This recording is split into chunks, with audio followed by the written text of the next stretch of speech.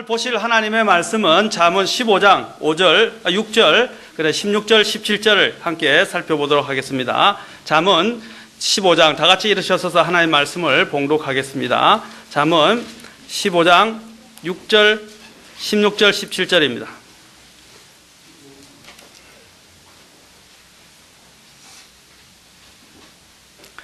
잠언 15장 6절, 그 다음에 바로 16절, 17절 이렇게 하도록 하겠습니다. 자, 다 찾으셨으면 함께 봉독하겠습니다. 6절부터 시작. 의로운 자의 집에는 많은 보물이 있어도 사악한 자의 소득에는 괴로움이 있느니라. 자, 16절, 17절 밑에 있습니다. 자, 시작. 적게 가지고도 주를 두려워하는 것이 많은 재산을 가지고 그것으로 인해 괴로워하는 것보다 나으니라. 채소를 먹으면서도 사랑이 있는 것이 외양간의 소를 먹으면서 그것과 함께 미워하는 것보다 나으니라. 기도하겠습니다.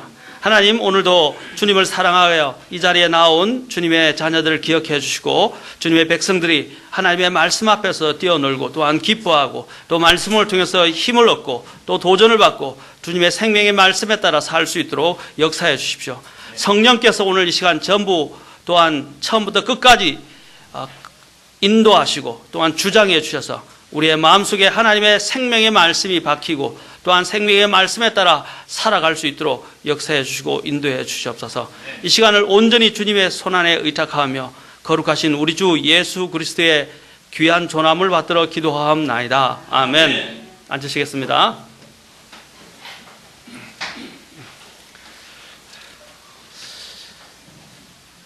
오늘 이 본문의 말씀을 통해서 하나님께서 우리에게 말씀하시는 것은 바로 가정의 행복에 대한 부분입니다. 가정의 행복에서 가정에서 가지고 있는 행복이 많은 보물을 가지고 있는 것보다 더 나은 것입니다. 그러나 이 여기서 말하는 많은 보물이라고 이야기할 때 저는 물질적인 것을 가지는 것이 행복이라고 말씀드린 것이 아닙니다.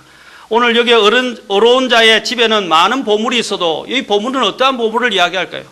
성경에서는 바로 하늘에 쌓아둔 보물에 대해서 말씀하고 있습니다. 우리의 보물을 하늘에 쌓아두라고 말씀하고 있습니다. 그 예수님께서 너희가 하나님과 만몬을 겸하여 섬기지 못한다고 말씀하셨습니다. 하나님과 만몬, 개역 성경에서는 이 만몬을 제물로 바꾸어 놨습니다. 그러나 킹 제임스 성경에서 하나님이 보존하신 킹 제임스 성경에서는 만몬이라고 말하고 있습니다. 만몬이 무엇을 말하는 것입니까? 재물의 신을 이야기하는 것입니다. 돈은 중립적이라고 이야기할 수 있지만 여러분들이 돈의 마음을 뺏기게 되고 돈을 사랑하게 되고 돈을 추구하게 될 때에 그 배면에, 돈의 배면에 항상 도사리고 있고 숨어 있는 그 재물의 신인 만몬이 바로 여러분을 확 붙들어서 하나님 앞에서 나아가지 못하게 하고 믿음에서 탈선하게 만들며 나중에는 많은 슬픔으로 자기를 찌르게 만들고 또한 파멸에 이르게 할 수 있는 막강한 힘을 갖고 있다고 성경은 말하고 있습니다. 그게 바로 재물의 신입니다. 그런데 오늘날 보면 돈이 최고입니다. 디모데전서 6장에서도 말씀하고 있습니다. 돈을 사랑하는 것이 모든 악의 뿌리다라고 되어 있습니다. 모든 악이라고 성경은 이야기합니다. 그렇지는 않은 것 같아요. 아닙니다, 여러분.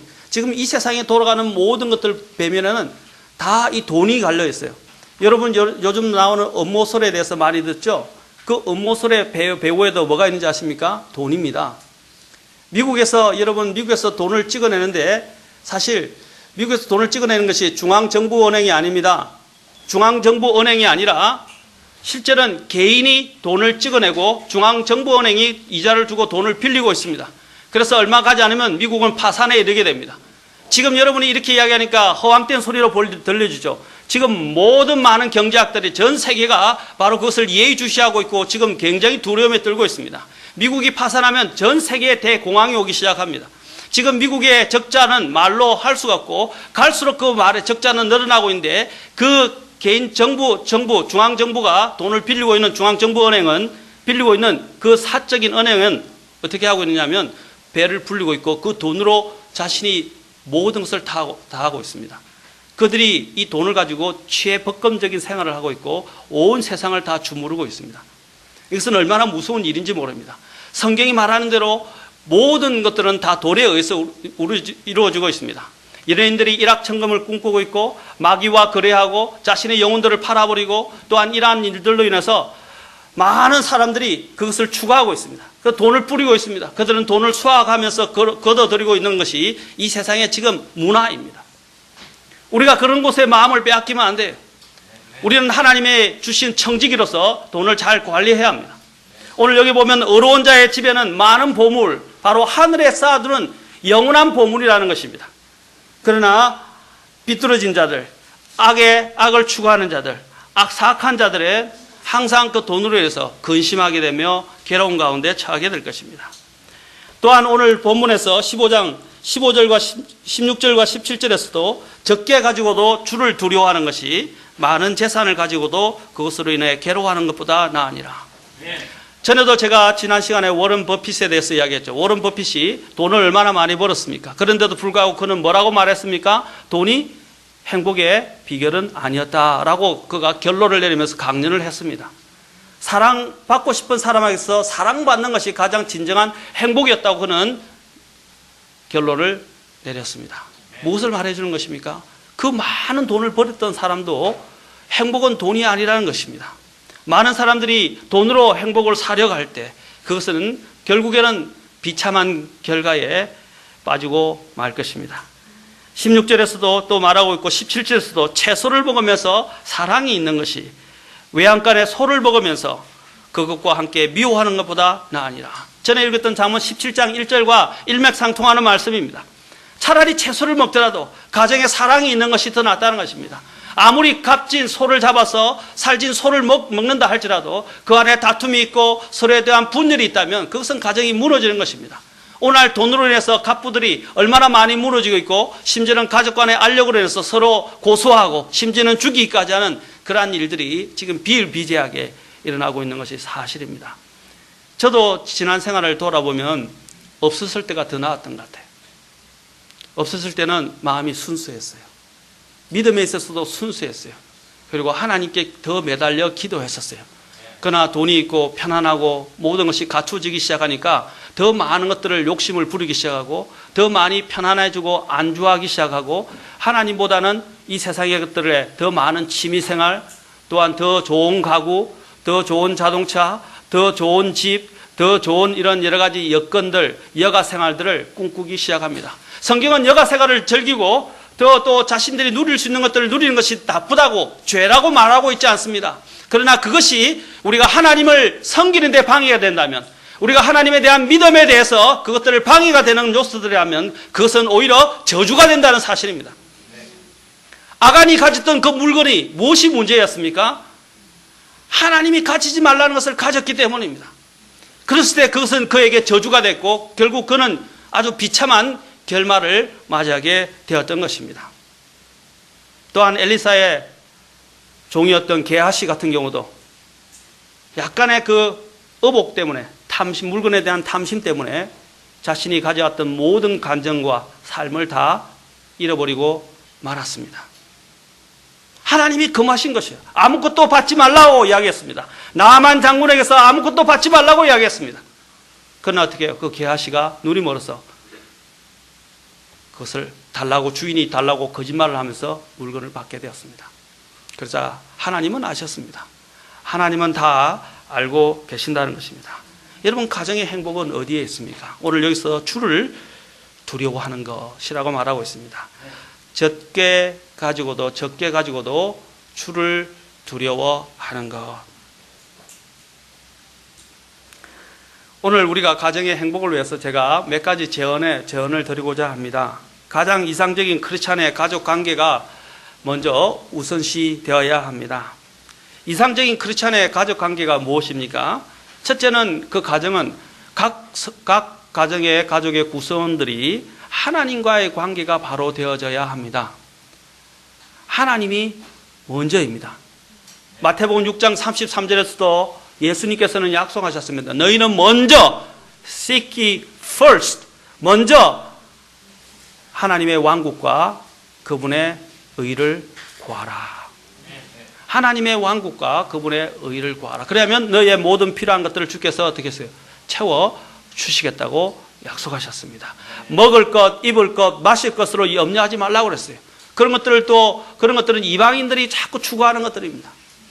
그보다 더 중요한 것은 하나님의 왕국과 그분의 의를 구하라고 했습니다. 여러분, 하나님을 두려워하는 것, 전에 시편 127편을 읽었죠? 가정을 세우는 것이 누가 하시는 것이라고 했습니까? 주께서 하신다고 했습니다. 도시를 지키는 것이 누가 하시는 것이라고 했습니까? 주께서 지키시는 것입니다. 또한 수고한 사람들에게 열매를 풍성히 주시는 것도 누가 하시는 것이라고 그랬습니까? 주께서 집을 세우지 아니하시면 그 가정은 허사다는 것입니다. 주께서 도시를 지키지 아니하시면 파수꾼에 깨어 있음도 허사다는 것입니다. 또 늦도록 고생하고 수고하고 부지런히 일하는 것도 다 주께서 함께 하시지 않으면 다 헛되도다라고 시편 127편에서는 이야기하고 있습니다. 하나님과의 관계를 바로 세우십시오. 없어도 됩니다. 왜냐하면 우리는 이 땅을 기대하고 살아가는 사람들이 아니라 앞으로 장차 올 세상을 기대하며 살아가는 사람들입니다. 장차 우리에게 올 그 영광을 바라보시고 장차 주님께서 우리에게 주실 존귀와 칭찬과 영광을 바라보시는 믿음의 사람들이 되기를 바랍니다. 하늘에서 우리에게 주실 영원히 썩지 아니한 상속을 예비하신 하나님을 기대하시고 기억하시기 바랍니다. 그래서 아브라함은 자신이 모든 것들을 뿌리 내렸던 갈대아 우르를 떠나서 하나님이 가라 하는 곳으로 갈 바를 알지 못했지만, 어디로 갈지 알지 못했지만 그는 떠났다고 되었습니다. 그는 막강한 부를 누렸고 또한 소유했던 사람이었습니다. 그러나 그가 하나님의 명령에 모든 것을 버리고 떠나기 시작했습니다. 그리고 자신을 고백하기를 뭐라고 고백했습니까? 나그네와 순례자라고 고백했습니다. 우리는 떠나야 될 사람들입니다. 여러분, 유대인의 특징이 뭔지 아십니까? 유대인들은요, 미국에서든 세계에서든 어느 곳에서든 유대인들은 항상 유대인의 특징을 갖고 있습니다. 그 중에 대표적인 특징이 항상 자신의 고토, 자신의 본향이라 불려지는, 이 땅의 본향이라 불려지는 그 이스라엘 지방에 있는 유대 지방에 대한 마음을 갖고 있었어요. 그래서 언제든지 나라에서, 특별히 나라가 어려워지거나 나라에서 문제가 되면 언제든지 짐을 싸서 빨리 해결해서 자신의 고향으로 언제든지 돌아갈 준비를 하고 있는 사람들입니다. 그래서 그들은 장사할 때 어떤 장사를 하는 줄 아십니까? 부동산 장사 안 해요, 그 사람들은요. 왜? 부동산은 사고 파는데 시간이 너무 많이 걸려요. 그래서 그들은 항상 보면요, 눈에 보이지 않는 돈과 관련된 장사들, 특히 검은 보석뿐 아니라 여러 가지 매스미디어라든지 또 여러 가지 다른 것들을 다 이렇게 장악하고 있습니다. 그래서 언제든지 처분을 하고 나라가 부르고 나라가 어려워질 때 돌아가고자 하는 마음을 갖고 있어요. 앞으로 이스라엘들은 많은 백성들이 자신의 고토인 이스라엘로 돌아가게 될 것입니다. 우리도 마찬가지입니다. 하나님이 부르시면 우리는 떠나야 됩니다. 모든 것을 놔두고 떠나야 돼요. 그렇지 않습니까?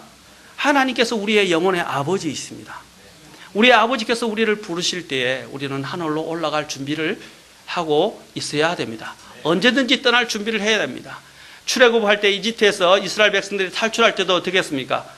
허리를 딱 타이트하게 매고 그 다음에 지팡이를 짚고 언제든지 서서 어린 양을 먹고 서서 어떻게 언제든지 떠날 채비를 하고 먹었다는 사실입니다. 우리가 그것은 우리의 이 땅에서의 자세에 대해서 이야기합니다. 하나님이 우리에게 이제 영원한 강을 건너가게 하실 때, 영원한 그 강을 건너가게 하시기 위해서 우리를 부르실 때에 우리는 모든 것을 다 내려놓고 그냥 떠나가야 합니다.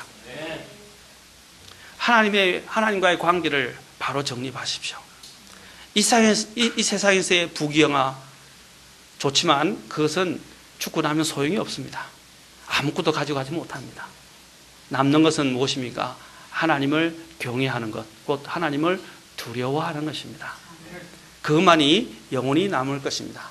요한일서에서 2장 15절부터 17절에서 뭐라고 말합니까? 하나님의 뜻을 행하는 자가 영원히 남을 것이라고 말합니다.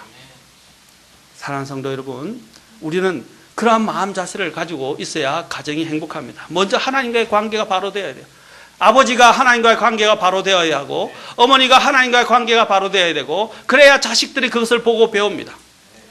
하나님을 우선시하는 그 신앙을 통해서 자녀들이 그 신앙을 또한 물려받게 되는 것입니다. 저는 구원을 물려받는다고 말씀드리는 것이 아닙니다. 구원은 개개인적으로 주님을 영접해야 하고 회개하고 죄를 회개하고 죄의 문제를 해결해 주시고 또 영원한 생명을 해결해 주시는 예수님께 나아가야 된다는 것입니다. 그러나 그러한 자세로 아이들이 신앙을 물려받아서 주님을 섬기는 모습들은 바로 부모를 통해서 배우게 되는 것입니다. 그래서 먼저 무엇보다도 가장이 하나님과의 관계가 올바라야 됩니다. 성령 충만해야 합니다. 또한 어머니가 또한 성령 충만하고 하나님과 관계가 발라야 합니다. 그래야 발라야만이 하나님 아이들도 또한 하나님과의 관계가 바로 정립되어질 수 있는 것입니다. 하나님께서는 바로 가정을 세우는 데 있어서 지혜의 원천이십니다. 하나님은 가정을 세우시는 데 있어서 권능의 원천이십니다. 하나님은 가정을 세우시는 데 있어서 또한 보호의 원천이십니다. 하나님께서 집을 세우지 아니하시면 세우는 자의 수고가 헛되다고 말씀하고 있습니다. 부부간 그 다음에 우리가 세워야 될 관계는 어떤 것입니까? 부부관계입니다. 부부관계. 제가 다시 한번 말씀드리지만 가정의 위기가 어디서 오는지 아십니까? 이 하나님의 질서와 권위, 우선순위가 뒤바뀌어지기 시작할 때 가정의 위기가 옵니다. 하나님의 우선순위를 인간의 인위적인 가르침과 인위적인 또한 스타일과 인위적인 어떤 여러 가지 방법에 의해서 이 권위와 질서를 깨트리시고 바꾸지 마시길 바랍니다. 하나님과의 관계가 먼저 바로 되어야만이 부부 관계가 바로 정립될 수 있습니다. 사람이 결혼을 통해서 부부가 된다고 해서 인간의 깊은 내면에 자리 잡은 공허함은 메꿀 수 없습니다. 남편을 만나면 행복하다고 이야기했지만 남편만으로 여러분 행복하십니까? 또 아내를 만나면 행복할 것이라고 했지만 아내만으로 여러분이 완전히 행복하십니까? 아닙니다. 아직도 내 마음의 그 깊은 공간 안에는 다 채우지 못한 부분이 있는데 그 엄밀한 공간, 가장 깊은 공간을 누가 채워야 합니까? 하나님만이 채울 수 있는 것입니다. 하나님 안에서 만족하는 걸 배워야 합니다. 하나님부터 오는 능력의 비결을 발견하게 될 때 바로 우리는 진정한 기쁨을 발견하고 진정한 만족의 비결을 발견할 수 있게 될 것입니다. 그 공허함의 자리는 주 하나님만이 메꿀 수 있으십니다. 그 자리의 중심은 하나님께서 차지해야 합니다. 그렇지 않으면 인간은 그 자리를 메꾸기 위해서 다른 헛된 것들을 추구하면서 자신의 그 빈 공간을 채우려 할 것입니다. 이러한 점을 잘 알고서 이것을 가지고 이용하는 자가 누구입니까? 바로 사탄입니다.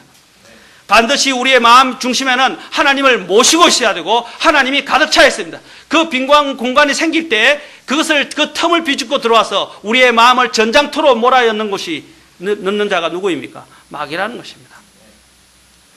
여러분 마음을 수동적으로 배우게 될 때 마귀는 틈타서 역사한다는 것을 기억해야 합니다.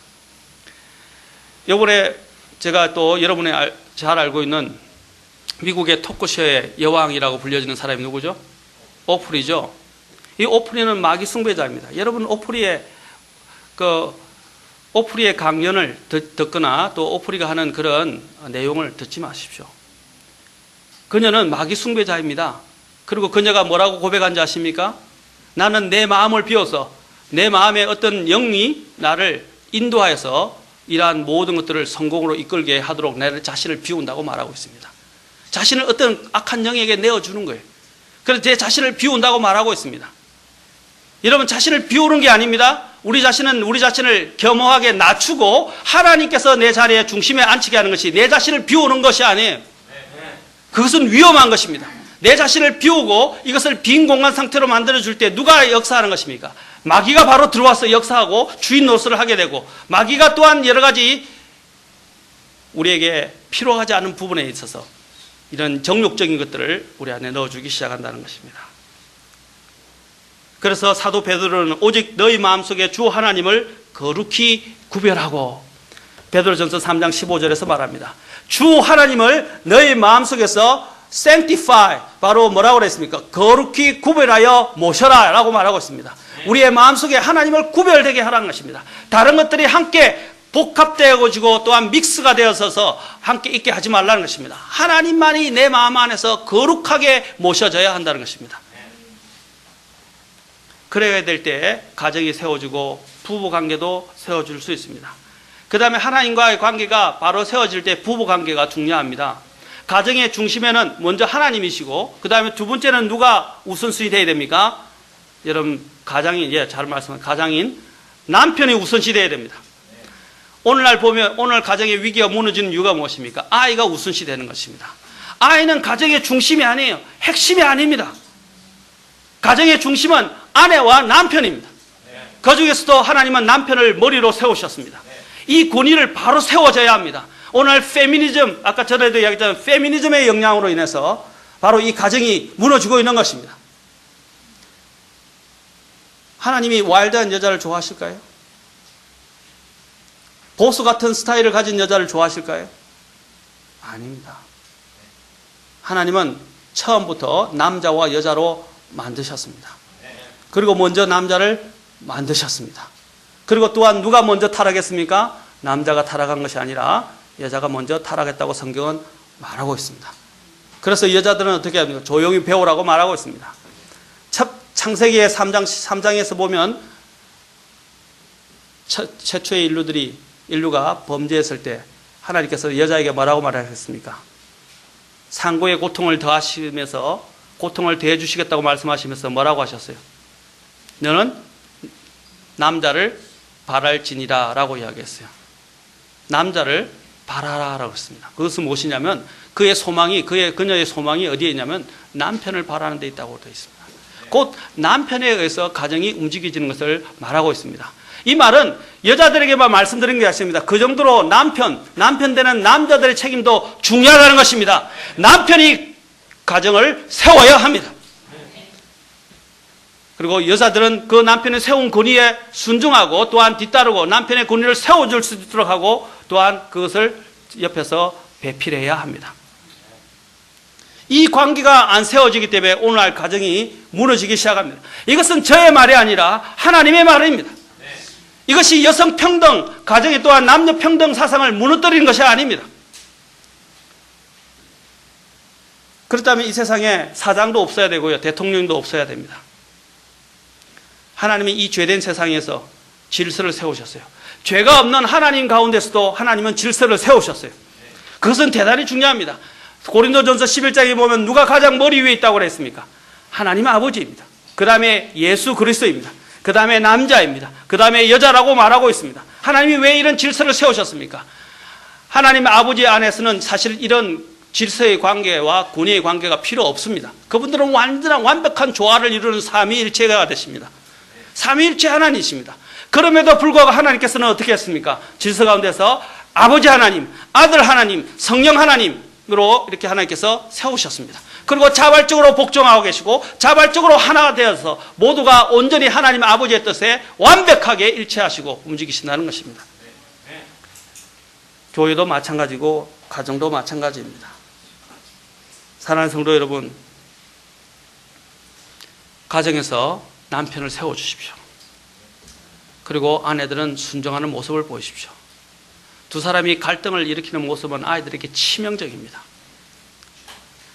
갈등이 생기고 의견이 충돌할 때는 어떻게 합니까? 아이들이 없는 자리에서 하십시오.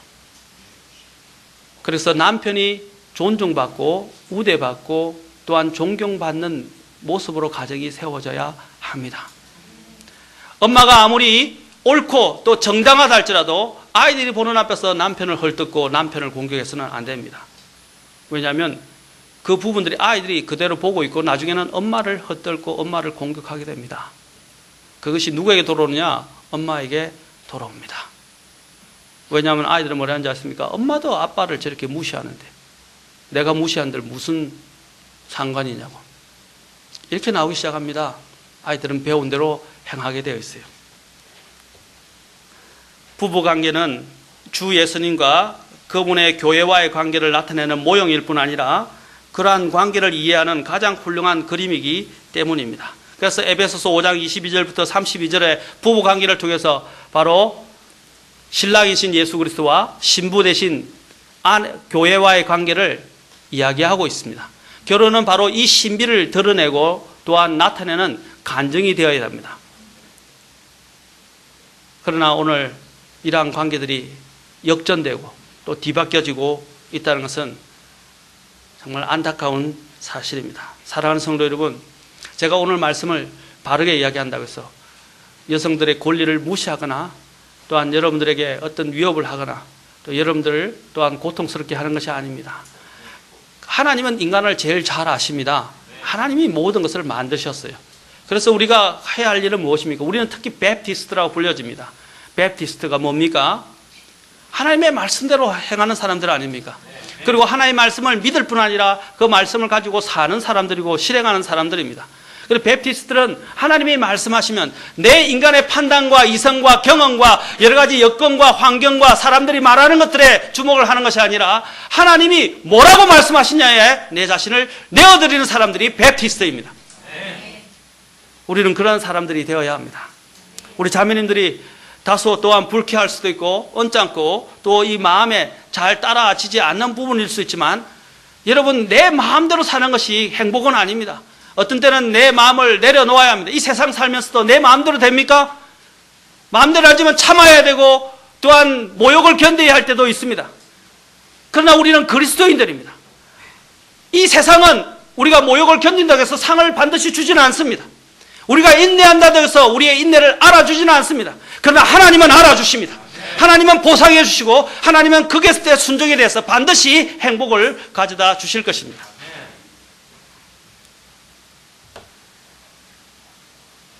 가정에서 부부관계가 올바라야 하는 부모로서 갖는 부부관계는 자녀들에게 가장 큰 영향을 미치기 때문입니다. 이것은 바로 산교육의 장입니다. 아이들이 태어나서 가장 먼저 만나게 되는 기관이 누구입니까? 가정이며 또한 엄마 아빠입니다. 엄마 아빠를 통해서 그들은 누구를 배우게 됩니까? 하나님 아버지를 배우게 되는 것입니다. 성경에서는 하나님 어머니라고 말한 적이 없습니다. 안상홍 정인회가 하나님 이제 아버지가 없고 여성 평등과 관련해서 이제 하나님 아버지 어머니로 불러야 된다고 이야기합니다. 그거는 이단입니다. 하나님께서는 아버지라고 먼저 표현하셨어요. 아버지 속에 어머니가 들어있는 것입니다. 아버지의 관계가 없이는 절대로 가정이 제대로 세워질 수 없고 아이들도 바르게 자랄 수 없습니다. 아빠는 그 정도로 중요하다는 거예요. 그만큼 아빠의 책임도 크다는 것입니다. 아이의 교육을 엄마에게 맡기지 마십시오. 아빠가 가져야 합니다. 제가 다음에 자료를 가지고 여러분에 상세하게 말씀드릴 것입니다. 아빠가 권위를 가지고 집안에서 가장으로서 책임감 있게 또 본을 보이지 않고 살아가지 않는다면 가정은 무너지게 됩니다. 그런데 대표적으로 이 특히 동성애자들을 가지고 조사를 해본 결과 이 동성애자들의 100%가 다 누구와 관계가 문제가 있는지 아십니까? 아버지와의 관계에 문제가 있었다는 것을 발견했습니다. 통계학적으로 나왔어요. 실제 조사에서 밝혀진 것입니다. 아버지의 상은 무엇보다도 중요합니다. 이 아버지와의 관계를 통해서 누구를 만나게 됩니까? 하나님 아버지를 만나게 되는 것입니다. 그래서 아버지들의 책임이 너무나도 크다는 사실을 기억해야 합니다. 부모의 관계가 얼마나 중요하냐? 바로 자녀들이 하나님을 알고 배우게 하는 모델이기 때문입니다. 바른 하나님의 형상이 이 부모를 통해서 아이들이 배우게 되는 것입니다. 그리고 그 아이들 속에 형성이 됩니다. 두 번째로 또한 자녀들의 올바른 인격 형성에 가장 영향을 미치는 것이 바로 부부관계입니다. 세 번째로 자녀들이 또한 이 부부관계를 통해서 권위를 배우게 됩니다. 권위와 질서를 배우게 됩니다. 다섯 번째로 자녀들이 이를 통해서 또한 부부관계를 통해서 순종을 배우고 순종의 능력을 기르게 됩니다. 여섯 번째로 자녀들이 또한 부부관계를 통해서 올바른 부부관계의 모습을 통해서 구원에 이르는 지식을 얻을 수 있게 됩니다. 구원이 그렇게 쉽게 되지 않아요. 왜 가족들을 구원하기가 어렵습니까? 가족들이 서로 간에 미움과 다툼과 갈등뿐 아니라 전혀 서로가 덕이 되지 못하고 본이 되지 못해요. 전모를 다 알아요. 그러니까 어떻게 해요? 더 구원받기가 힘든 것입니다. 그래서 하나님과의 관계가 바르게 되면 어떻게 해요? 사람의 변화된 모습을 보게 되고 부족하지만 그것들을 감싸주는 그러한 또한 허물을 덮게 되는 사랑을 또한 발견하게 되는 것입니다. 일곱 번째로 자녀들은 또한 이런 올바른 부부 관계를 통해서 자신의 미래와 영혼을 준비하게 되는 것입니다. 여덟 번째로 자녀들은 또한 험난한 세상을 살아갈 수 있는 능력을 갖추는 가장 좋은 훈련장이 바로 가정이며 또한 부부 관계를 통해서 배우게 된다는 것입니다. 올바른 부부 관계는 얼마나 중요한지 여기서 우리는 또한 알 수 있습니다. 첫째로 아까 말씀드린 부부 관계는 주 예수님과 교회와의 관계를 드러내는 또한 모델이라고 말씀드렸습니다. 두 번째는 부부 관계는 또한 자녀에게 인격적으로나 영적으로 큰 영향을 미친다는 것입니다. 세 번째로는 올바른 부부 관계를 통해서 우리는 하나님의 영광을 드러내게 됩니다. 인간의 창조 목적은 무엇입니까? 하나님의 영광을 드러내는 것입니다. 가정은 바로 이러한 임무를 수행하는 데서 매우 중요한 기관입니다. 그러기 위해서는 이제 우리가 부부 관계 속에서 남편과 아내는 서로가 하나님 안에서 영적으로 인격적으로 성숙할 필요가 있습니다. 사람을 인격적으로도 성숙시켜주고 있는 훌륭한 도구는 무엇입니까? 바로 성령님과 하나님의 말씀입니다. 그래서 우리는 그래요. 내가 인격적으로 성숙하지 않으면서 나는 또 잘 못하면서 다른 상대 배우자에게는 올바른 것을 더 훌륭한 것들을 기대하고 요구합니다. 그렇기 때문에 분쟁이 일어나는 것입니다. 남편과 아내 사이는 서로 요구하는 관계가 아니라 서로 어떻게 합니까? 상호 보완적인 관계 속에서 서로 허물을 감싸주고 함께 하나님을 위해서 같이 나아갈 수 있도록 진력하는 관계입니다.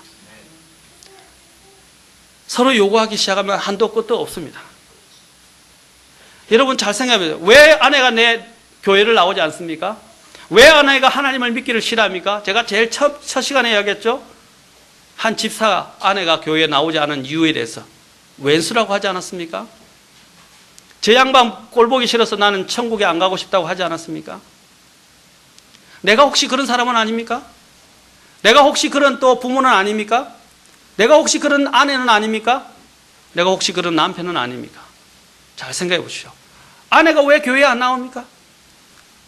내 남편이 왜 교회에 안 나오는 것입니까? 왜 내 자녀들이 교회에 안 나오는 것입니까? 교회보다 또 하나님을 왜 믿기를 거부하는 것입니까? 우리는 예수님을 믿을 때 변화되어야 합니다. 우리는 예수님을 믿을 때 새로운 피조물이라고 불려지고 변화되어야 합니다. 너는 창조된 하나님께서 너희들 안에서 영 안에서 창조된 새 사람을 입으라 라고 말하고 있습니다. 아멘. 말에 있어서 변화를 가져와야 합니다. 행실에 있어서 변화를 가져와야 합니다. 사고방식에 있어서 변화가 와야 합니다. 또한 행동 양식에 있어서 변화가 와야 합니다. 우리의 삶은 이제 하나님 것으로 바꿔 갈아입어야 합니다. 그래서 예수 그리스도로 옷 입어라 라고 말하고 있습니다. 제가 이야기했죠. 옷차림이 사람의 마음가짐을 달리한다고요. 내가 예수 그리스도로 옷 입었다는 것을 항상 의식하게 되면 어떻게 됩니까? 함부로 행동하지 못합니다. 왜? 예수님이 항상 계시니까 나하고. 그렇죠? 그것을 하나님의 임재라고 이야기합니다. 하나님의 임재가 있으면 어떻게 함부로 행동할 수 있습니까? 그렇죠? 하나님이 나와 함께 하신다는 거예요. 늘. 이스라엘 백성들의 특징이 뭐냐면 그들의 옷이 이방인들과 달리 입었어요.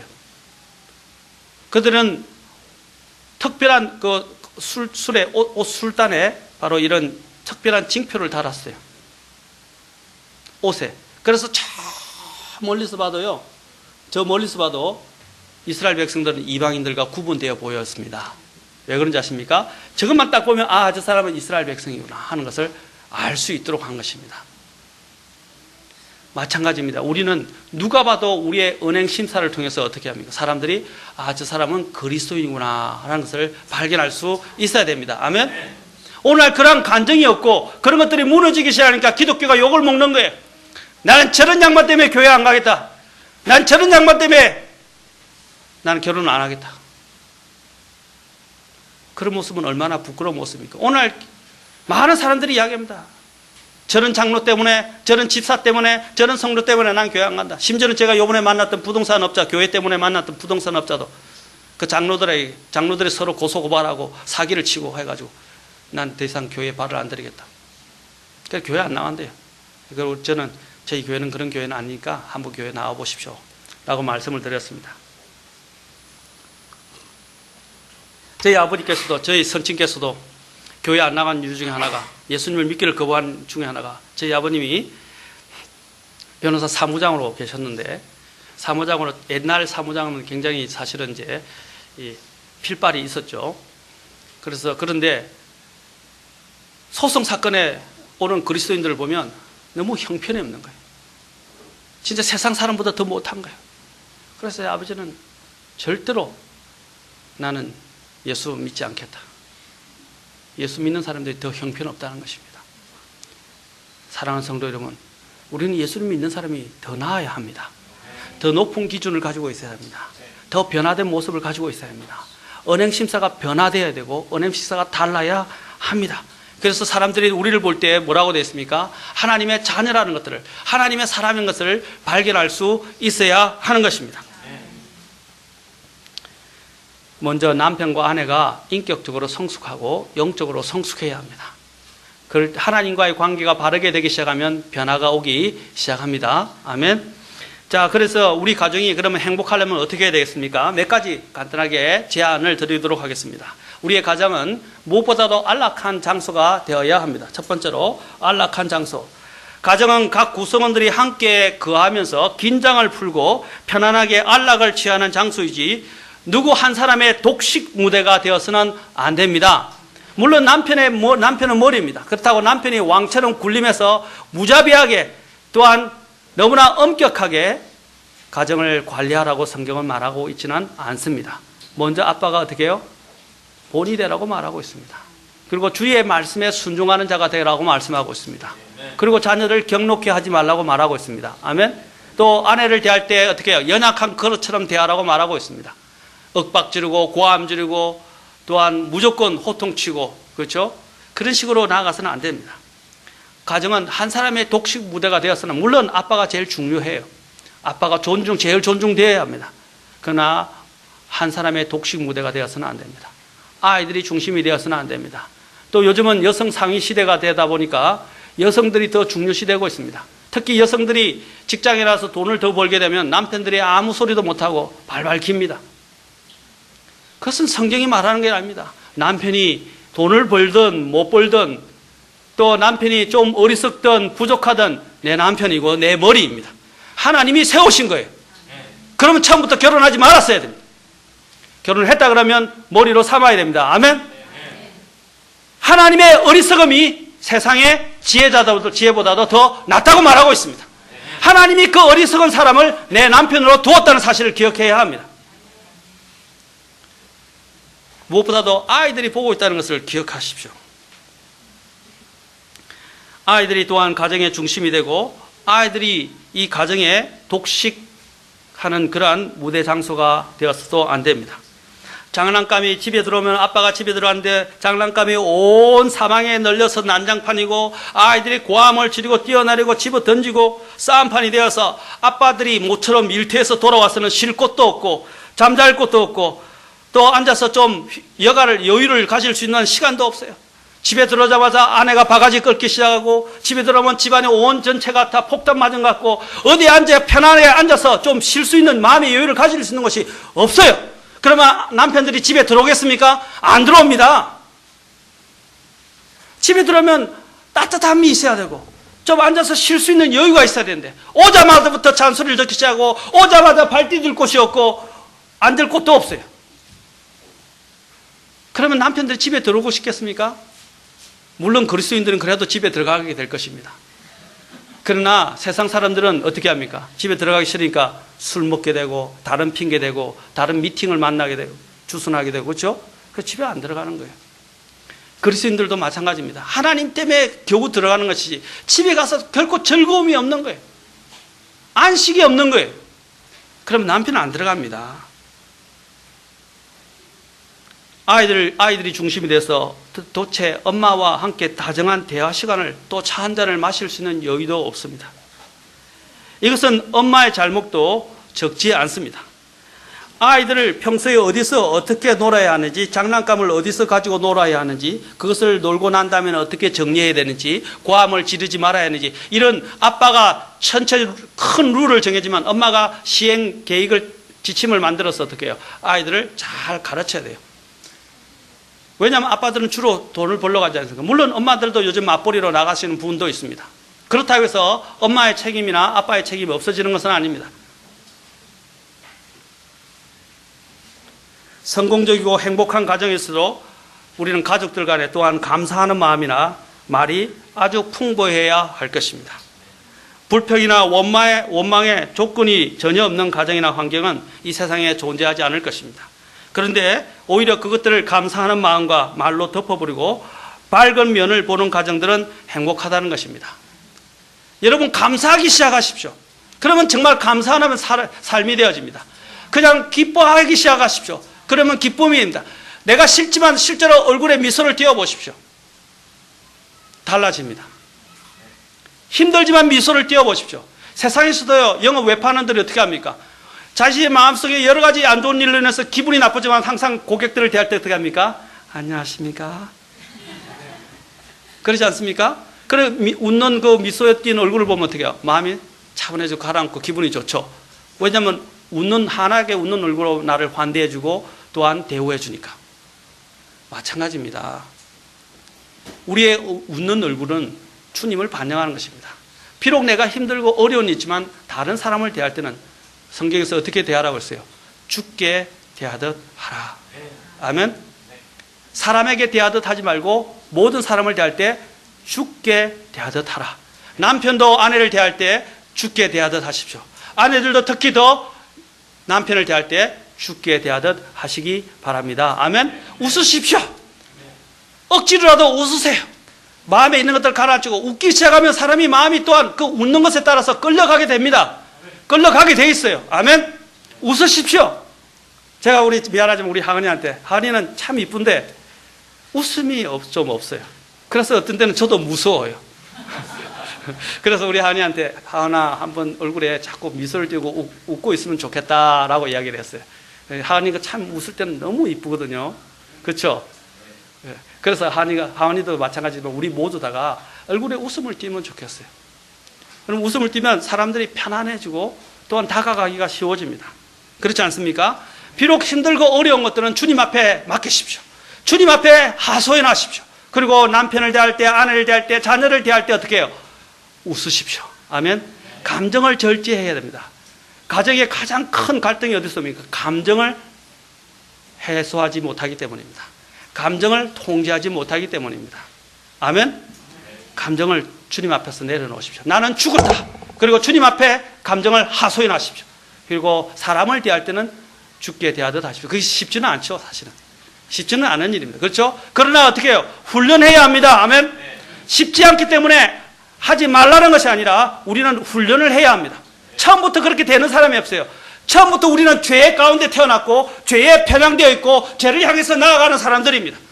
안 좋고 부정적이고 나쁜 것들을 먼저 배우는 사람들이고 그것이 몸에 배어 있는 사람들입니다. 아멘. 그래서 주님 안에서 훈련을 해야 돼요. 훈련하게 되면 순종이 훈련되어지기 시작하고 순종이 내 몸에 배이기 시작하고 순종이 이제 자연스럽게 이제 나타나기 시작하는 것입니다.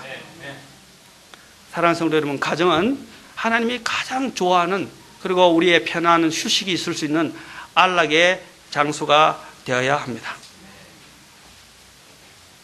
이런 가정은 역경이 닥쳐와도 희생이 절대로 어떤 여러 가지 불행 가운데 빠지지 않습니다. 힘이 들어도 앞을 바라보고 서로 웃고 격려하고 어려움에 빠진 자녀들을 들어주고 또 희망으로 위로하고 격려하는 부모가 되어야 하며 부부가 되어야 할 것입니다. 또 가정은 안정과 쉼의 장소입니다. 가정은 가족 구성원 모두가 돌아가서 쉬고 거해야 할 곳이고 이것은 하늘 본향의 모형이 되어야 합니다. 그리스도인들은 이 낯선 세상에서 임시적으로 거주하고 있는 하늘의 시민입니다. 예수 그리스도를 통해서 구원을 받았고 그분을 사랑하는 자리 돌아가야 할 본향이 있다는 것은 얼마나 놀라운 축복입니까? 가족 구성원이 가서 안정과 휴식과 교제와 안정된 관계를 통해서 영적으로나 정신적으로나 신체적으로 재충전 받아야 할 것이 가정이라는 것입니다. 마치 우리가 예수 그리스도의 십자가로 돌아가서 그곳에서 죄에 찌들리고 또한 실패로 찌들렸던 삶을 풀어놓고 주님 앞에서 쉬고 다시 힘을 얻게 되는 것처럼 우리의 가정이 바로 그와 같은 안식의 장소가 되어야 할 것입니다. 그리스도인 가족 구성원은 자신의 여가 시간을 주로 가정에서 보내는 것이 바람직합니다. 가족 구성원과 함께 시간을 보내는 것은 아주 바람직하고 건전한 가정을 이루는 데서 필수적인 것입니다. 직장 일이 끝난데도 남편은 자신의 취미생활을 한다고 가정으로 돌아가지 않고, 여성들은 자신의 자기 개발과 자기 실현을 한다시고 아이들을 남겨두고 자신의 여가 시간을 선용하는 것은 바람직하지 않습니다. 어떤 남편들은 혼자 등반하고 혼자 낚시를 가고 혼자 어떤 취미생활에 빠져서 휴일날 또는 휴가일도 가정을 버려두고 혼자만의 시간을 늘 보내는 것은 가장의 자격이 없고 가장의 머리로서 또한 자격이 없는 것입니다. 스스로의 자격을 박탈하는 것입니다. 그래놓고 가정에서 어떻게 목소리에 힘을 주고 권위를 세울 수 있겠습니까? 아내도 마찬가지입니다. 아이들이, 여러분들이 돈을 버는 것도 중요하고 또 돈과 함께 자기 취미 생활을 하는 것도 중요하지만 남편을 항상 먼저 생각해야 하고 두 번째 아이들을 생각해야 합니다. 아이들이 어디 갔다가 돌아왔을 때 엄마가 없는 그 모습을 한번 생각해 보세요. 남편들도요, 저도 그래요. 집에 갔는데 아내가 없으면요 허전해요. 그리고 찾게 돼요, 아내를. 그러면 아이들은 얼마나 더 엄마를 찾겠습니까? 그렇지 않습니까? 잠깐 시장에 갔는데 아이들은 당장 전화합니다. 그래서 전화가 안 되면 발을 동동 구르고 심지어는 저한테 전화해서 아빠 엄마 어디 갔어요? 제가 어떻게 알아요? 저도 모르는데 저를 찾아요. 그 정도로 아이들이 들어왔을 때 정서적으로 있어서 엄마의 이러한 엄마가 있는 그 임재는 대단히 중요하다는 사실입니다. 거기서 아이들은 바른 정서를 배우게 됩니다. 그러나 아이들을 내팽개치고 자신의 취미생활과 여러 가지 어떤 불가항력적인 부분은 어떻게 할 수 없지만 돈을 번다 하시고 아이들을 밤늦게까지 내버려두고 방치하는 것은 바람직하지 않습니다. 가정은 모두 다가와서 안정과 쉼을 얻고 또한 충전될 수 있는 곳이 가정이 되어야 합니다. 세 번째로 또한 가정은 보호의 장소가 되어야 합니다. 가족 모두가 서로를 보호해야 합니다. 특히 아빠는 이들을 보호할 책임이 있습니다. 이들을 부양해야 할 가장 큰 책임이 있습니다. 그렇기 때문에 어깨가 무거운 거예요. 아내들이요, 여기 자매님들을, 특히 우리 형제님들을 좀 더 여유 있게 받아주십시오. 들어왔을 때 반갑게 맞이해 주시고, 그렇죠? 좀 딱 대령해서 앉혀서 차도 대접 좀 해주시고, 그렇죠? 좀 쉬게 해주세요. 숨을 돌릴 수 있게 해주세요. 들어가자마자 딱 여보 오늘 무슨 일이 났는지 알아요? 이렇게 하면서 저거 보세요. 이것 좀 해주세요. 빨래 널어주세요. 청소해주세요. 아이들 좀 조용히 시켜주세요. 내가 얼마나 큰 하루 동안 전쟁을 치른지 아세요? 남편들이 쉬고 싶은 마음이 싹 들어가 집에 밖에 나가고 싶어요.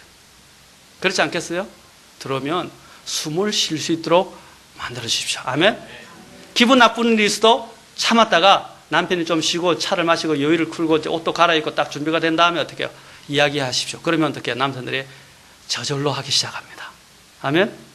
저절로 하기 시작해요. 하루아침에는 되지 않을 겁니다. 한번 계속 한번 해보세요.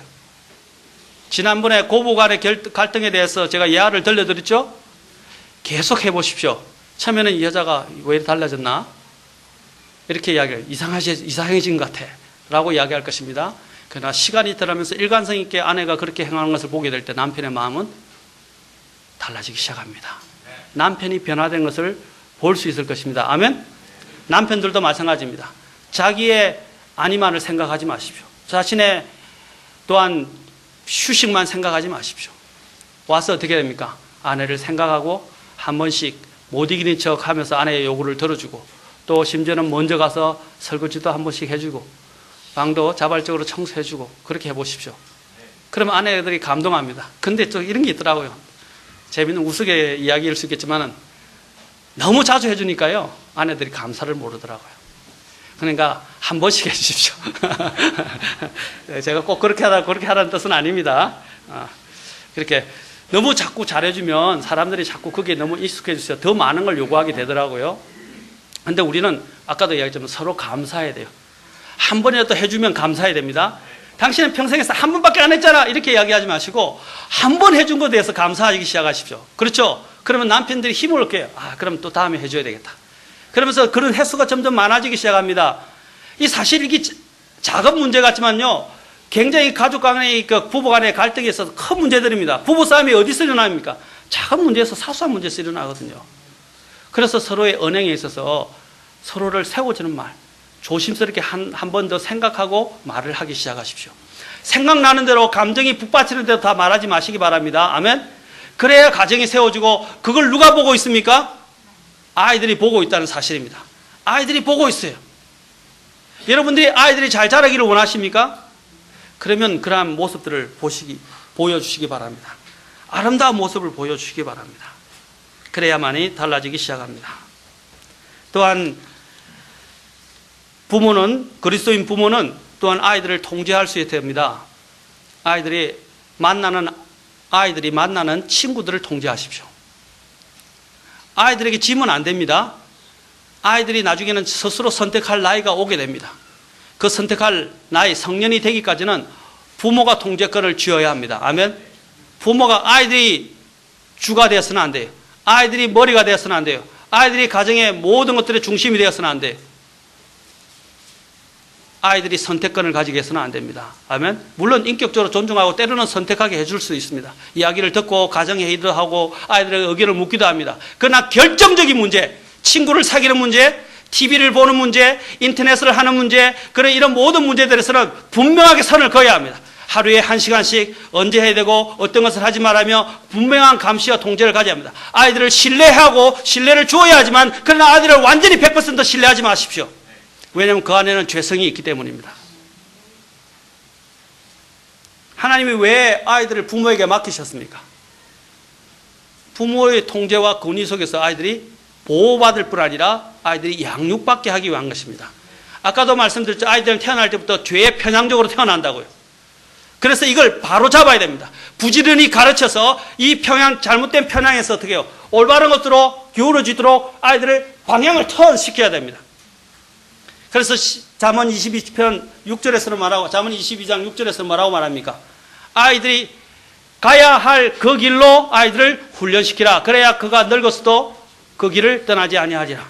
뭐라고 했습니까? Train up your child in the way라고 되어 있어요. In the way. In the way가 뭡니까? 하나님이 지정하신 그 길입니다. 그 길로 아이들을 훈련시키라 라고 말하고 있습니다. 아이들을 훈련시켜야 돼요. 그리고 훈련을 해야 비뚤어진, 굽어진, 그리고 죄에 편향되어진 데서 바로 잡아올 수 있어요. 이 나무도 여러분 집에서 나무를 길어보신 분들 계실 거예요. 나무를 기르면 어떻게 해요? 처음에 안 잡아주면 어떻게 해요? 삐딱하게 지 마음대로 자라기 시작해요. 그래서 뭘 됩니까? 나무가 더 자라요. 지지대를 대어주고 또 가지도 쳐주고 바르게 대어주지 않습니까? 또 햇빛 방향도 한 번씩 돌려주면서, 그렇죠? 왜 그렇게 합니까? 그거 나무가 곱게 바르게 잘 아름답게 자라게 하기 위해고, 또 열매를 많이 맺을 수 있도록 하기 위해서입니다. 아이들도 마찬가지입니다. 처음부터 그냥 내버려두면 그냥 지멋대로 자라요. 그래서 어떻게 해요? 방치시키지 말고 아이를 어떻게 해요? 징계하라고 성경은 말하는 것입니다. 징계가 반드시 매를 말하지는 않습니다. 또한 가정은 최고 급식의 장소가 되어야 합니다. 가정에서는 최고의 음식이 제공되어야 합니다. 이것은 의미 있는 일입니다. 이것은 식상하고 정말 지겨운 일이 아닙니다. 특히 어머니들. 아빠는 가족을 부양하고 엄마의 일을 거들어주고, 엄마는 이 일을 최선을 다해서 사명감을 갖고 행해야 합니다. 아멘? 이것은 가정 모두의 건강과 직결되어진 일입니다. 가족 구성원 중에 누군가가 아프다는 것은 참으로 아프고 힘든 일입니다. 모두를 지치게 만듭니다. 영적으로든 정신적으로든 신체적으로든 다 힘들게 만듭니다. 이것은 판에 박힌 잡일이 아니라 이 세상을 살아갈 수 있는 에너지를 공급하는 중차대한 문제입니다. 그래서 요즘 엄마들은 아이들의 식생활 습관과 식단에 신경을 쓰지 않고 아이들의 욕구대로 먹고 싶은 대로 짜장면, 라면, 그냥 또 짜짜면 뭐 이런 걸 갖다 애들이 원하는 대로 주는데, 그렇죠? 그러지 말고 요리를 해 주십시오. 인스턴트 식품이 얼마나 해롭습니까? 아이들의 특히 이게 아토피에 가장 해가 되는 것이 과자입니다. 과자에는 화학 첨가물들이 많이 들어있기 때문에 아토피를 방지하기 위해서는 반드시 화학 첨가물이 들은 과자를 먹이면 안 됩니다. 엄마가 실제로 이유식부터 시작해서 음식을 조미료를 많이 섞지 말고 만들어야, 그리고 제공하는 것이 좋습니다. 그것은 엄마의 사명입니다. 아멘? 이것도 중차대한 거예요. 미국에서는 여러분 패스트푸드라고 이야기하는 패스트푸드를 다른 말로 일명 정크푸드라고 합니다. 정크가 뭔지 아십니까? 예, 잘하네. 예, 쓰레기 음식이라고 그래요. 여러분 맨날 그런 쓰레기 음식과 같은 그런 패스트푸드를 계속 먹기 시작하면 아이들이 어떻게 되겠어요? 영양이 문제가 생깁니다. 그래서 아이들의 식단을 짜고 아이들에게 건강 관리를 하는 것은 엄마의 책임 중에서 가장 중요하고, 아빠도 한 번씩 특별 요리를 준비해서 주면 얼마나 좋습니까? 아멘? 저도 한 번씩 이렇게 제가 대구탕 이렇게 해가지고 특별 요리를 하면 아이들 잘 먹습니다. 저 요리 잘합니다.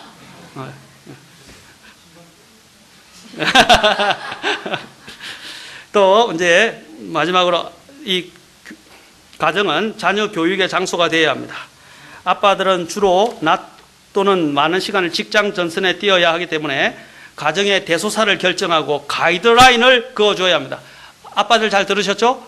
가이드라인을 그어줘야 돼요. 아이들 자녀 양육에 있어서도 마찬가지입니다. 저희 집사람도 아이들 누구하고 저희 교회와 행사와 아이가 친구와 만나는 것이 겹치게 되어 있어요. 그래서 어떤 때는 제가 판단해서 가야 될 시간도 있고 가지 말아야 될 때가 있어요. 그래서 그때 집사람이 애매모호할 때는 저한테 물어요. 아빠 어떻게 하면 좋겠어요? 그럼 제가 판단을 해서 결정을 합니다. 그러면 아이는 어떻게 합니까? 엄마가 이야기해서 그대로 따라야 돼요. 배려를 많이 하려고 하지만 아닌 때는 아닙니다. 아멘? 그러한 가이드라인을 그어줘야 돼요. 그러려면 아빠가 하나님의 말씀에 잘 능숙해야 되고 분별력을 갖고 있어야 됩니다. 허영적이 되어서도 안 되고 너무 지나치게 엄격적이어서도 안 됩니다. 그것을 어디서 알 수 있습니까? 하나님의 말씀을 통해서 지혜를 갖고 알 수 있습니다. 아까도 이야기했지만 부모가 아이들의 주도권을 쥐고 있어야 된다는 것을 기억하시기 바랍니다. 주도권을 쥐어야 돼요. 아이들이 때를 쓴다고 해서 안 되는 것은 안 되는 거예요. 근데 아이들이 때를 쓸고 덜어눕고 고함을 지르고 울음을 그치지 않으면 부모가 아이들한테 접니다. 안 됩니다. 안 됩니다. 아이들의 그 불순종하고 그 고집스러운 의지는 꺾여져야 합니다. 그 다음부터는 어떻게 합니까? 잘 다뤄도 돼요. 처음에 그 의지를 잘 꺾어야 돼요. 그 다음부터 아이들에게 서로 대화하면서 격려하면서, 무조건 저는 뭐라 하라고 말하는 것이 아닙니다. 부모가 주도권을 갖고 지혜롭게 잘 판단해서 아이들의 선을 그어줘야 한다는 것입니다. 그 다음에 이제 그런 가이드라인을 가지고 엄마들이 또 가정을 잘 다스려야 합니다. 또한 가정에서 가정재단을 가지는 것은 대단히 중요합니다. 일주일에 한 번씩은 어렵지만 가정이 모여서 함께 예배를 드리는 시간을 가집시오. 그래서 아빠가 주도하고 같이 찬송 부르고 가족들 간에 또한 대화를 나누면서 하는 시간들을 가지기 시작하십시오. 그러면 가정들이 달라지기 시작합니다. 하루 한 번에 아니라 지속적으로 한번 해보십시오. 그러면 가정이 달라지는 모습들을 여러분이 발견하게 될 것입니다. 아이들도 점점 이제 아빠 중심적으로 모이들기 시작합니다. 그런데 아빠가 책임을 다하지 않고 이렇게 인도하고 주도권을 가지 않는데 어떻게 아이들이 아빠를 다룰 수 있겠습니까? 아빠를 무시하고 아빠 말도 안 듣죠. 가정의 분위기와 가정을 모두가 안락하게 쉬고 거할 수 있는 편안한 장소로 정리정돈하고 꾸미는 것은 엄마의 책임이 크다고 할 수 있습니다. 아이의 성격과 자질을 형성하는 것이 바로 가정입니다. 그리스도인의 가정의 아이들은 그리스도인의 특성을 갖도록 길러져야 할 것입니다. 아이들로 하여금 무엇보다도 이 부모를 통해서 아이들이 영혼을 대비하는 삶을 살 수 있도록 하시고 하나님을 제일 먼저 하나님을 믿고 구원받도록 하시기 바랍니다. 그리고 영혼을 위해서 살고 영혼을 위해서 투자하는 그러한 지혜를 배울 수 있도록 아이들을 가르치시기 바랍니다. 세상의 기준과 방식에 맞춰진 아이를 키우는 것이 아니라 성경의 원리와 하늘의 기준에 부합되는 아이로 키워야 할 것입니다. 왜냐하면 예수님께서 말씀하셨습니다. 사람이 만일 온 세상을 얻고도 자기 혼을 잃으면 그에게 무슨 유익이 있느냐? 사람이 무엇을 주어 자기 혼을 대신하게 하겠느냐라고 했습니다. 아이들에게 제일 중요한 게 뭐예요? 구원받는 겁니다. 하나님을 두려워하고 하나님을 알고 하나님을 통해서 구원받는 것입니다. 사랑하는 성도 여러분, 가정은 이 정도로 중요한 장소입니다. 마지막으로 영적인 교제와 모임의 장소가 가정이 되어야 합니다. 그러기 위해서는 영적인 교제가 돼서는 대화가 있어야 돼요. 일주일에 적어도 여러분 다 바쁘죠. 특히 아이들이 커가면 더 바빠요. 그래도 아까 얘기했죠. 가정 예배와 함께 가족끼리 함께 회식을 하든지 아니면 같이 함께 식사하는 시간은 일주일에 적어도 한 번은 꼭 만드십시오. 다 같이 모여서 식사하는 시간은 아빠도 아침에 일찍 들어가야 되고요. 또 밤늦게 들어올 때가 많고 아이들도 공부한다고 학원 다닌다고 모일 시간이 없어요. 그래도 토요일이든지 주말, 금요일 저녁이든지 아니면 토요일이라도 아빠가 딱 군의 있게 이야기해서 이날만은 다른 어떤 것보다도 중차대하게 가족끼리의 식사 시간 또는 대화 시간을 만들겠다고 딱 못을 박으십시오. 아멘? 만드십시오. 그러면서 가정의 대화의 시간들을 가질 수 있기를 바랍니다. 텔레비전이 여러분의 가족 간의 대화 교제를 대체하도록 하지 마십시오. 비디오와 컴퓨터나 인터넷이 또한 가족 간의 교제와 또한 모임을 대체하도록 하지 마시기 바랍니다. 아멘? 우리의 집이 또한 교회처럼 되게 하시기 바랍니다. 이혼의 가장 큰 것 중에 하나가 뭔지 아십니까? 대화가 안 된다라는 것입니다. 대화가 부재하고 대화가 안 된다는 것이 이혼의 가장 큰 원인 중에 하나입니다. 가족 안에 대화를 하기 시작하십시오. 가족 간의 대화의 시간을 만드십시오. 그리고 또한 아까도 말씀드린 가족 안에서 가정 예배의 시간을 또한 확보하십시오. 그러면서 가족들이 영적으로나 어려운 일도 서로 나누고 기도할 수 있기를 바랍니다. 그렇게 될 때 가정은 행복한 모습으로 변화될 것입니다. 아멘. 사랑하는 성도 여러분, 하나님은 우리가 무엇보다도 그리스도인의 가정답게 세워지기를 원하고 계십니다. 오늘 여러분 오늘 이 말씀을 그냥 듣지만 말고 오늘 하루부터 작정하시고 실천하기 시작하십시오. 오래되지 않아서 한 1년만 여러분이 꾹 참고 아니면 적어도 6개월만이라도 지속 한번 해보십시오. 그러면 우리의 가정이 웃음이 피고 기쁨이 살아나고 영적으로 건강해지는 모습들 그리고 달라지는 모습들을 발견하게 될 것입니다. 그러면 하나님이 주재하시면서 하나님이 복 주시고자 하는 그 복을 부어주시면서 가정에는 화목과 단란함이 넘쳐나게 될 것입니다. 사랑하는 성도 여러분, 이 가정이 주님이 세우시는 가정 또 주님이 받으시는 그러한 가정으로 세우지 않겠습니까? 기도하시겠습니다. 다 같이 일어서시죠.